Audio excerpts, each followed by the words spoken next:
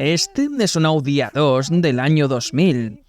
Y es mi Audi A2. Bueno, técnicamente pertenece a Cars and Beats. Lo compramos para hacer algunos vídeos divertidos con él durante los próximos meses, antes de venderlo en Cars and Beats. Pero siempre he querido un Audi A2. Este modelo nunca se vendió aquí en Estados Unidos. Lo importamos desde Europa y ahora está aquí. Y tengo uno, más o menos. En fin, hoy voy a analizar el Audi A2 y voy a enseñarte todos sus detalles y características. Bien, hora de hablar de los detalles y características del Audi A2. Y para hablar del A2, que salió en el año 2000, primero tenemos que retroceder hasta 1996 y el Mercedes-Benz Clase A. Este fue un vehículo radicalmente nuevo para Mercedes-Benz, un modelo subcompacto de acceso para esta marca de lujo que señalaba que querían ir por más volumen de ventas. En este tipo de coches más pequeños y básicos, Audi vio el éxito del Mercedes Clase A y decidió que también quería un trozo de ese pastel, y el resultado fue el A2, que salió en el 2000. Ahora bien, mientras que el Clase A tenía un diseño un poco raro, peculiar y algo extraño, el A2 fue en una dirección diferente. Audi diseñó este coche para que fuese más moderno, más vanguardista, más parecido a una obra de arte que al diseño raro y peculiar del Clase A. Y más allá del estilo del coche, la parte más interesante del diseño del A2 es sin duda su construcción, porque este coche estaba construido principalmente en aluminio, algo completamente inaudito en el año 2000. Utilizaba la tecnología Audi Space Frame de aluminio, que se indica en esta pequeña placa cuando abres la puerta. Puedes verla aquí, Audi Space Frame, anunciando una de las cosas especiales de este coche, su construcción en aluminio. Hoy en día, muchos más coches están hechos de aluminio, incluido el Ford F-150, uno de los vehículos más populares del mundo, pero en aquella época, esto era algo único visto. De hecho, este fue el primer coche de producción en masa construido principalmente en aluminio, y fue algo realmente enorme. Y la razón de hacerlo así era reducir el peso. El aluminio es más ligero que el acero tradicional, y para un coche económico como este, el bajo peso era importante para la eficiencia y la simplicidad. De hecho, este A2 pesa solo un poco más de 900 kilos, a pesar de tener 4 puertas, asientos traseros y también el maletero. Era impresionante y pesaba unos 180 kilos menos que el Mercedes-Benz Clase A equivalente. El problema es que el aluminio era simplemente más caro de desarrollar, de fabricar y de reparar, y como resultado el A2 era más caro de comprar que sus rivales directos, lo que provocó unas ventas no demasiado buenas. Y a pesar de su diseño atractivo, su interesante construcción en aluminio y algunas otras rarezas y divertidas que mencionaré, el A2 no fue un gran éxito principalmente por su precio. Y después de solo 5 años en el mercado, Audi lo retiró y nunca lo sustituyó. Ha habido muchos modelos de Audi en los últimos 25 años desde que salió este coche, pero nunca ha habido otro A2. Ahora bien, hay muchos detalles y características interesantes en el A2 y voy a enseñártelas todas, pero sin duda la rareza más rara, al menos en el exterior, es el acceso al motor, al sistema de propulsión. Es un poco más complicado y extraño que en prácticamente cualquier otro coche. Así que entras en el hueco para los pies del conductor y puedes ver que hay una palanca aquí para abrir el capó. Como en la mayoría de los vehículos, tiras de ella y no se abre el capó. En su lugar se abre este pequeño panel negro en la parte delantera del coche, que está diseñado para parecer una parrilla con los aros de Audi. Se abre este panel, te colocas delante del coche y terminas de abrir el panel, y eso te da acceso a algunos componentes del motor. En concreto, puedes añadir aceite, metes la mano en este pequeño tirador y sacas este cuello de llenado, y puedes añadir aceite aquí, lo cual es bastante ingenioso. También puedes añadir líquido limpiaparabrisas, lo mismo en este lado, metes la mano en el tirador, sacas el cuello de llenado y añades el líquido, muy curioso. Y en el centro hay una varilla que puedes usar para comprobar el nivel de aceite. Este pequeño panel de acceso era todo lo que Audi pretendía que la mayoría de la gente necesitara para el mantenimiento habitual de su A2. Líquido limpiaparabrisas, aceite, varilla, todo accesible y bastante fácil. Si necesitabas algo más que eso, entonces había un poco más de trabajo que hacer. En concreto, tenías que soltar estos anclajes. Puedes ver uno aquí a la izquierda y otro aquí a la derecha. Estos anclajes eran los que sujetaban el panel del capó propiamente dicho. y cuando los quitabas podías retirar el capó. Pero se quitaba como si fuera un panel de la carrocería, no estaba articulado como el capó de cualquier otro coche. En lugar de eso, lo sacabas por completo del vehículo y así es como accedías al motor en el A2. Sin duda era una solución poco habitual, aunque me gusta bastante la idea de tener un panel de acceso para lo más básico que puedas necesitar y un acceso más profundo si hace falta. Bastante interesante. Este A2 en concreto tiene el sistema de propulsión más básico que se ofrecía en estos coches. Un motor de 4 cilindros y 1.4 litros que producía solo 75 caballos. No es precisamente un coche potente, y más adelante llegaron versiones del A2 más potentes, pero todavía no son legales para importar a Estados Unidos. Un coche tiene que tener 25 años y esos motores llegaron alrededor de 2002 o 2003. Obviamente, todavía no han cumplido 25 años. Este es uno de los pocos A2 que podemos importar legalmente a Estados Unidos. No es un motor especialmente emocionante. Ahora bien, el A2 en términos de motores fue especialmente famoso por la versión 3L. Este era un A2 muy especializado que podía alcanzar un consumo de 3 litros cada 100 kilómetros, lo que equivale a unas 80 millas por galón, una cifra absolutamente increíble en el año 2000, antes del uso generalizado de los híbridos, especialmente en un coche con 4 plazas, 4 puertas y de este tamaño. La forma en que Audi consiguió el A2 3L fue utilizando un motor diésel tricilíndrico de baja potencia muy específico y eliminando prácticamente todo lo demás. Se quitó el aire acondicionado, se montaron neumáticos y llantas ligeros, se utilizaron materiales ligeros en todo el interior, redujeron peso, reduciendo absolutamente todo para intentar alcanzar ese objetivo de consumo y lo consiguieron. Pero eso exigía muchos compromisos, incluida una caja de cambios manual automatizada, ajustada específicamente para ahorrar combustible.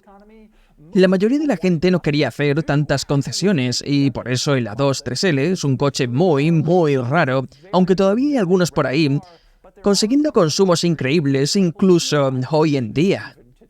Por cierto, otro detalle interesante del A2 en cuanto a transmisión, todos los A2 eran de tracción delantera. Esto es muy llamativo porque el gran argumento de venta de Audi, su gran mensaje de marketing en todos los demás modelos, era el sistema 4, la tracción total, que era al menos una opción en prácticamente todos los demás Audi de esa época y de muchos años antes, pero el A2 nunca se ofreció con tracción total. Era un Audi que no se podía comprar con 4. Así era la situación con el peculiar Audi A2. Y por supuesto hay muchas más rarezas y características del A2 que merece la pena comentar. Entre las más destacadas está su diseño general. El aspecto de este coche siempre me ha parecido realmente fantástico, simplemente muy bonito y, de algún modo, muy especial, con un aire moderno muy marcado, especialmente si tenemos en cuenta de qué época procede este coche, de finales de los 90, cuando los fabricantes todavía estaban decidiendo entre diseños cuadrados o redondeados. Este salió con una idea totalmente nueva sobre cómo debería ser un coche. Había mucho del Audi TT en el A2, lo cual era bastante impresionante para un pequeño compacto hatchback de acceso en esa era. Era un diseño especial con algunos detalles de diseño muy particulares, como por ejemplo los pasos de rueda, que hasta entonces, en el diseño de coches, solían minimizarse y no se dejaban destacar.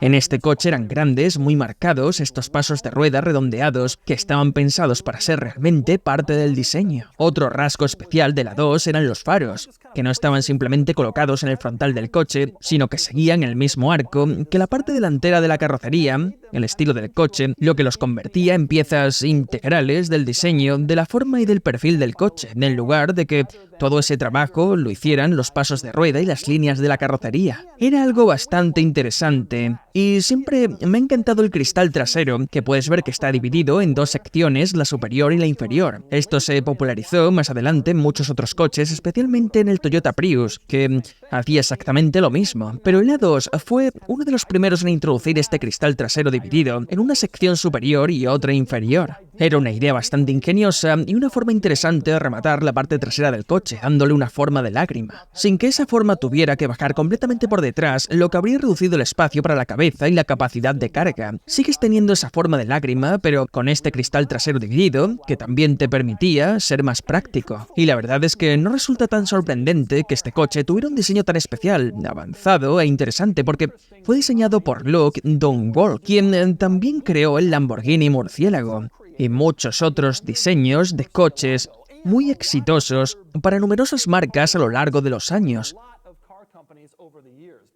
Pero el A2 fue otro de sus proyectos y creo que el resultado fue fantástico, especialmente para un coche compacto, donde es difícil introducir mucho estilo y emoción debido a las limitaciones de tamaño y practicidad y a las que estos coches suelen enfrentarse. Otra rareza interesante de este coche en el exterior, por cierto, es el sistema del limpiaparabrisas. Puedes ver que solo hay un único limpiaparabrisas, pero es enorme, y está montado sobre este sistema de brazo doble, lo que supongo que añadía rigidez para conducción a alta velocidad, aunque dudo que alguien lo hiciera.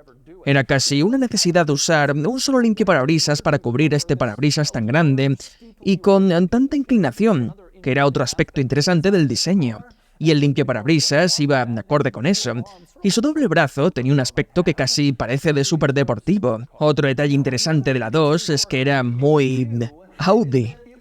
No solo el diseño era muy Audi, recordaba al TT y a otros modelos de Audi que estaban apareciendo en esa época, sino que este coche tenía muchos detalles familiares de Audi. Las llantas, por ejemplo, se parecen mucho a las que montaba el A4 de esa época y otros muchos modelos de Audi. Puedes ver el emblema trasero A2 con el 1.4 en el otro lado, exactamente el mismo tipo de insignia que llevaban otros Audis de esa era. La llave, curiosamente este coche tiene cierre centralizado con mando a distancia y la llave era exactamente la misma que podías encontrar en cualquier otro Audi. Y esto también se notaba en el interior. Te subes a la 2 y con solo echar un vistazo alrededor puedes ver muchas cosas familiares de Audi, incluidos materiales de bastante alta calidad, para un coche de este segmento y de este nivel de precio, algo poco habitual en su momento. Audi en esa época era conocida por la gran calidad de sus interiores y eso se trasladó a la 2, que tenía un diseño interior similar, funcional, y utilizaba muchos de los mismos materiales y muchos otros detalles típicos de Audi. Por ejemplo, fíjate en el cuadro de instrumentos, que es básicamente un cuadro de Audi normal, como el de otros modelos, con las mismas pequeñas pantallas de hora y fecha, el cuentakilómetros y todo eso. Y esto se repetía en prácticamente todos los demás. El volante estaba claramente tomado de otros modelos Audi y la palanca del intermitente tenía este tacto sólido y bien construido tan típico de Audi, al igual que cosas como el mando de las luces o los controles del cierre centralizado. Y menciono esto porque en realidad era un argumento de venta bastante importante para el coche. No estaba pensado simplemente como un coche compacto, sino como un compacto premium, y efectivamente al darle elementos reconocibles de Audi, hacía que la gente sintiera que estaba en un compacto más refinado que si compraba un Peugeot, un Renault o cualquier otra alternativa disponible. El A2, con su aspecto Audi por fuera y sus detalles Audi por dentro, se sentía y se veía como un Audi. Dicho esto, aunque este coche, en general, no estaba tan recortado en equipamiento como cabría esperar de un coche de acceso como este, sí había algunos elementos específicos de la 2 donde estaba claro que se había intentado ahorrar dinero. Por ejemplo, si miras el panel de la puerta del conductor, puedes ver dos interruptores de elevalunas eléctricos. Efectivamente, solo controlaban las ventanillas delanteras. Eran las únicas ventanillas eléctricas. Detrás había elevalunas manuales. Así que los pasajeros delanteros tenían elevalunas eléctricos, pero los traseros tenían que conformarse con la manivela. ¿Y qué me dices del hecho de que la puerta del conductor tiene un botón para bloquear y desbloquear las puertas? Es una característica bastante buena para un coche de esta época y de este segmento, cierre centralizado con mando, pero solo estaba en el lado del conductor. El pasajero no tenía ese botón, solo el conductor podía decidir cuándo se bloqueaban o desbloqueaban las puertas, lo cual resulta bastante curioso. Y luego están los parasoles minimalistas. Cuando bajas el parasol, puedes ver que no es una pieza grande de tela, sino algo muy fino, lo cual es extraño. No sé si era por ahorrar peso, por ahorrar costes o por qué, pero además tenía tenías este espejo del parasol bastante particular que bajaba desde este panel de plástico donde estaba oculto, y cuando lo bajabas del todo se encendía una luz desde arriba. Era una solución curiosa e ingeniosa dentro de este conjunto de parasol tan extraño. Y ahora otra rareza interesante de la 2, los portavasos. Como muchos Audi de esta época, tenía portavasos extraíbles desde la consola central que pulsabas y salían hacia afuera y mostraban el hueco donde colocar la bebida. Había uno para el conductor y otro para el acompañante, algo bastante impresionante en el coche, pero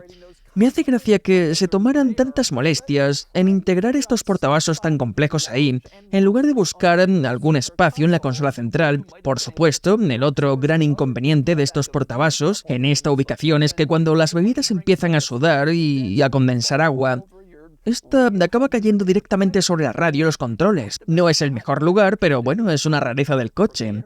Otra rareza es bastante inexplicable. Está al lado del acompañante del salpicadero, con una agarradera. Una agarradera bastante grande además, que parece estar firmemente atornillada y no moverse en absoluto. ¿Por qué un coche con 75 caballos y sin capacidades todoterreno necesita una agarradera para el pasajero? Pues nunca lo sabremos. Otra rareza de Audi, el sistema de apertura de la tapa del depósito. En muchos coches es un pequeño botón o una palanca cerca del conductor. Aquí es un botón situado en el pilar B, de cara al conductor desde atrás, y así es como se abre la tapa del combustible, una ubicación bastante extraña e interesante. Y luego está la parte trasera, los asientos traseros, que como puedes ver son bastante estrechos. Para un adulto alto, yo tengo el asiento delantero colocado, como lo llevaría normalmente, y aquí detrás no tengo mucho espacio, aunque tampoco es terrible. Puedo sentarme aquí atrás sin problema, lo cual es bastante impresionante teniendo en cuenta que este coche mide solo 150 pulgadas de largo. Este coche es 5 centímetros más corto que un Mini Cooper nuevo de 2 puertas. Pero aún así consiguieron meter 4 puertas en un espacio para los asientos bastante aceptable dentro de una carrocería realmente pequeña. Es impresionante, aunque aquí atrás voy un poco justo. Otra cosa impresionante que hicieron, un uso del espacio muy inteligente. Si te fijas bien, verás que los asientos delanteros no están montados directamente en el suelo del coche. En su lugar están montados un poco más arriba. Todas las partes de los asientos delanteros, incluidas las guías, están colocadas un poco más altas, lo que permite que los pasajeros traseros tengan un poco más de espacio para los pies. Y gracias a ese espacio extra para los pies, puedes estirar un poco más las piernas y estar algo más cómodo aquí detrás. Eso aporta un poco más de espacio y más comodidad en la parte trasera. La verdad es que es un truco bastante ingenioso montar los asientos delanteros un poco más altos de lo que esperarías. Más allá de eso, sin embargo, los asientos traseros son una zona bastante básica en el coche. No elevalunas eléctricos como los privilegiados que van delante, y aparte de eso, prácticamente no tienes nada más. Y sí diré que me gusta la ubicación de la toma de corriente de 12 voltios tipo mechero, que puedes ver que está aquí entre los asientos delanteros, pero colocada lo suficientemente atrás como para que los pasajeros traseros también puedan acceder a ella y cargar sus dispositivos. Ahora bien, habría sido mejor tener una toma trasera y otra delantera, pero eso nunca iba a pasar en un coche como este, así que esto es lo que hay. Otra cosa interesante de la 2, solo tiene 2 asientos traseros, 2 delante y 2 detrás. No hay capacidad para 5 personas, no hay asiento central y simplemente no hay espacio suficiente. Así que es un coche bastante pequeño, con un interior relativamente reducido, nada sorprendente. Pasamos a la parte trasera de la 2, donde hay bastantes rarezas interesantes que comentar, empezando por el diseño trasero. Antes mencioné que tienes este tipo de luneta trasera dividida, la parte superior y la inferior, y parece que está partida en 2 cuando miras el coche desde fuera. Pero si abres el portón trasero, miras la luneta desde el interior, descubres que es el alerón central. El spoiler trasero, que aparentemente divide el cristal, en realidad nos separa la luna en 2 piezas. El cristal trasero es una sola pieza curvada para pasar de esta inclinación tan pronunciada a esta parte más vertical en la parte trasera del coche. El alerón trasero simplemente está pegado, supongo que con algún adhesivo muy resistente, pero no divide el cristal en 2 partes, lo que significa que tienes una pieza de vidrio trasero bastante radical e interesante en este coche, que sin duda añade ese toque raro, peculiar y distintivo. Cuando abres el portón y accedes al maletero, puedes ver, para empezar, una de las cubiertas de maletero más pequeñas del mundo. Tiene solo unos 15 centímetros de profundidad, pero aún así cubre el espacio de carga. Y cuando la levantas, ves que en realidad hay un maletero sorprendentemente grande aquí detrás. El maletero baja bastante en este coche, lo que te da una cantidad de espacio bastante decente, teniendo en cuenta que ya tienes un espacio para pasajeros razonable. Y ahora además tienes un buen espacio de carga, de nuevo, en un coche que solo mide 150 pulgadas de largo. La verdad es que el aprovechamiento del espacio aquí es realmente inteligente. Cuando levantas el suelo del maletero, puedes ver que la batería está ubicada en la parte trasera de la 2, junto con algunas herramientas y otros elementos varios, como el sellador antipinchazos. No hay espacio de almacenamiento adicional bajo el suelo, pero sí tienes acceso a todo eso desde aquí. Y además descubres otra rareza interesante de la 2 relacionada con el sistema del maletero. Si quieres abatir los asientos traseros, el primer paso es muy sencillo, simplemente tiras de esta lengüeta de plástico junto al asiento, empujas el asiento hacia abajo y queda batido, con lo que obtienes mucho más espacio. La mayoría de la gente probablemente se quedará ahí, pero si quieres todavía más espacio o un suelo completamente plano, puedes hacerlo, aunque hay un pequeño truco. Te colocas a un lado y hay una maneta en la parte trasera del asiento, más o menos abajo del todo. Tiras de la maneta y entonces puedes plegar el asiento hacia adelante para crear un suelo plano. Pero lo raro aquí es que el asiento simplemente volvería a caerse hacia atrás, a menos que coloques este soporte, casi como la varilla del capó en un coche normal. Hay una varilla para sujetar los asientos y que no vuelvan a caer, así que cuando los tienes plegados, tienes el suelo completamente plano aquí detrás. La ironía es que este coche no tiene varilla para el capó, porque el capó se desmonta por completo del coche, pero aún así tienes varillas aquí para los asientos traseros, algo que no se ve muy a menudo. En fin, otra cosa que probablemente te estés preguntando sobre la 2 es ¿por qué? ¿Por qué me tomé la molestia de conseguir uno?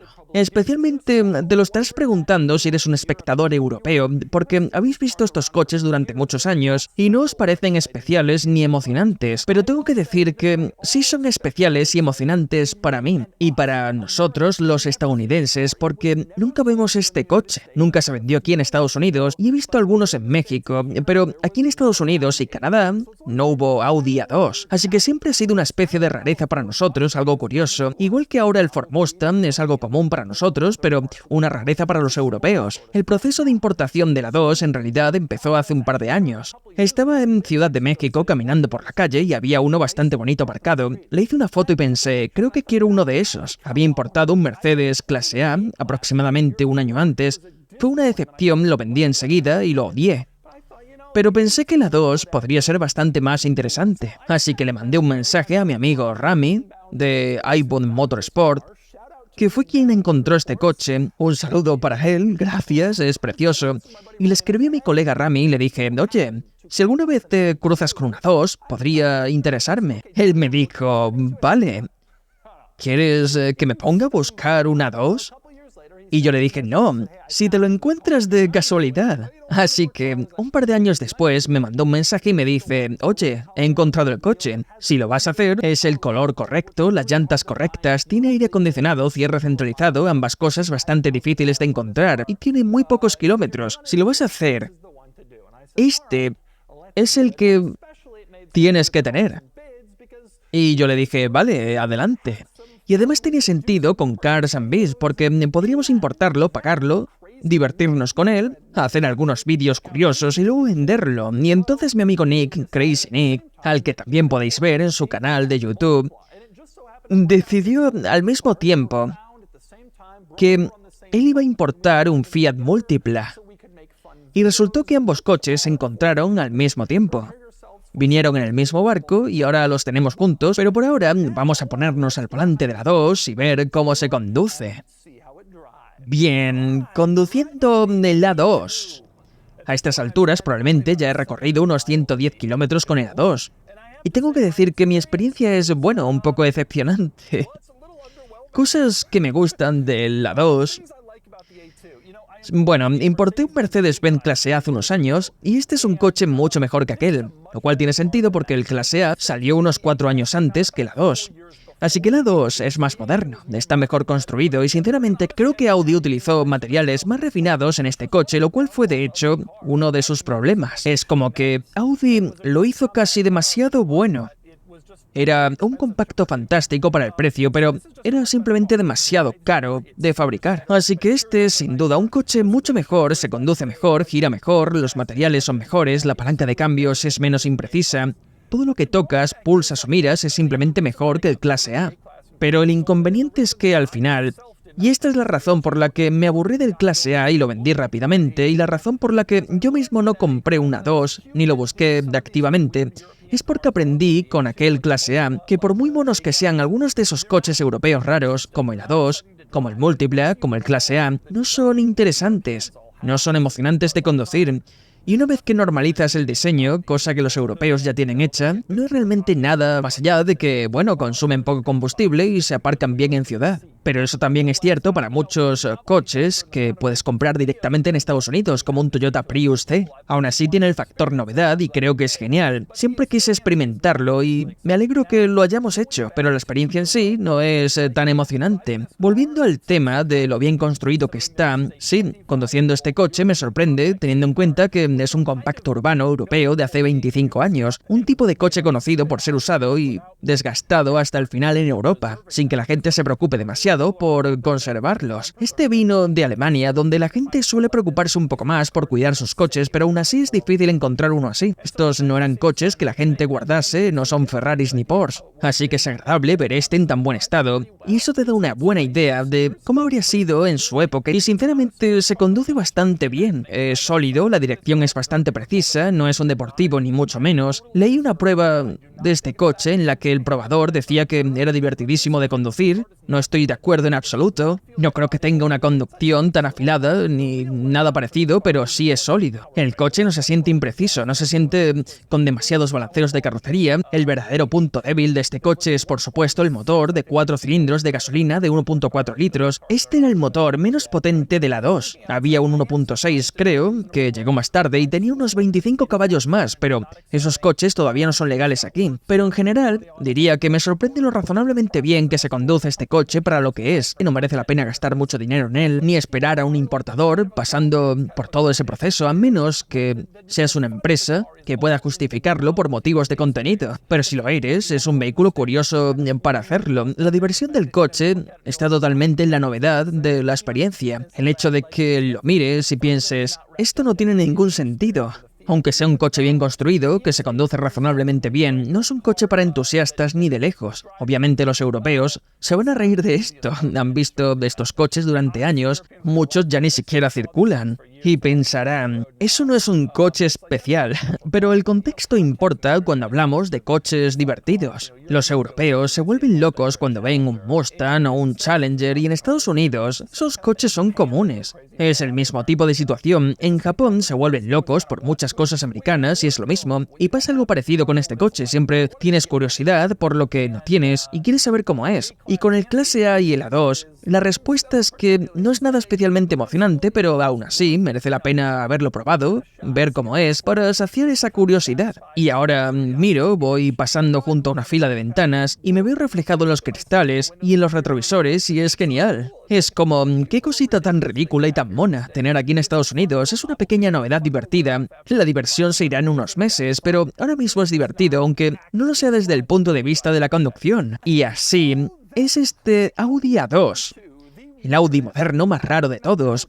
Hay muchísimas cosas interesantes, raras, peculiares en el A2, incluido el hecho de que ahora tengo uno. Prepárate para algunos vídeos divertidos que llegarán con el A2 y con Nick y su Multipla.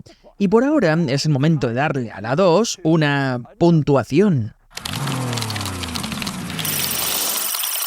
Y la puntuación es de 42 de 100, lo que coloca a la 2 frente a algunos coches más o menos similares, aunque no he probado muchos rivales directos porque en Estados Unidos no tenemos estos coches. El competidor más cercano es el Mercedes-Benz A140 y el A2 puntúa más alto, lo cual tiene sentido. Y también es más moderno. Aún así, más allá del factor novedad de tener un A2 en Estados Unidos, esto no es precisamente una máquina para entusiastas, pero sí es un coche curioso.